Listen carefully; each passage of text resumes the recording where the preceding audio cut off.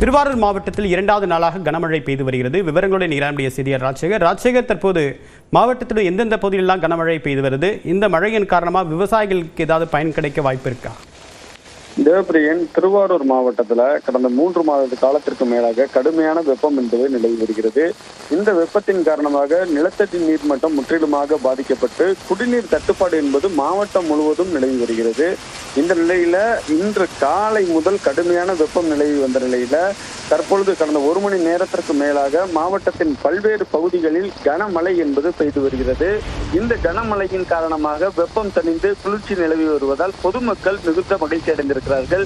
குறிப்பாக திருவாரூர், நன்னிலம், திருக்கண்டீஸ்வரம், பூந்தோட்டம், தன்னாநல்லூர், ஆண்டிப்பந்தல், வடபாதிமங்கலம், புள்ளமங்கலம் உள்ளிட்ட மாவட்டத்தின் பல்வேறு பகுதிகளில் கனமழை என்பது கொட்டி தீர்த்து வருகிறது. மேலும் நேற்று மாலை 1 மணி நேரத்துக்கு மேல கனமழை பெய்தது. இந்த நிலையில் 2வது நாளாக இன்று தற்பொழுது கனமழை என்பது மாவட்டத்தின் பல்வேறு பகுதிகளில் பெய்து வருகிறது. இந்த கனமழையின் காரணமாக குறுவை நெல் சாகுபடி பணிகளில் ஈடுபட்டுள்ள விவசாயிகள் மிகுந்த மகிழ்ச்சி அடைந்திருக்கிறாங்க.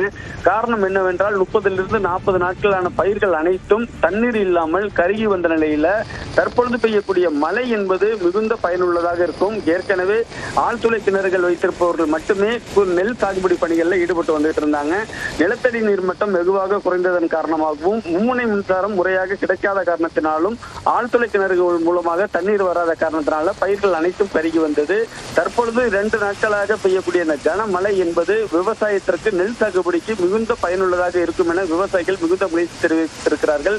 அது மட்டும் இல்லாமல் கடுமையான வெப்பம் நிலவி வந்ததன் காரணமாக பொதுமக்களும் மாணவிகளும் வெளியில் வர முடியாத ஒரு சூழல் நிலவி வந்த நிலையில இந்த கனமழை என்பது பொதுமக்களுக்கும் மாணவிகளுக்கும் மிகுந்த மகிழ்ச்சி அளித்திருக்கிறது. தேவப்பிரியன், விரிவான தகவலுக்கு நன்றி ராஜ்.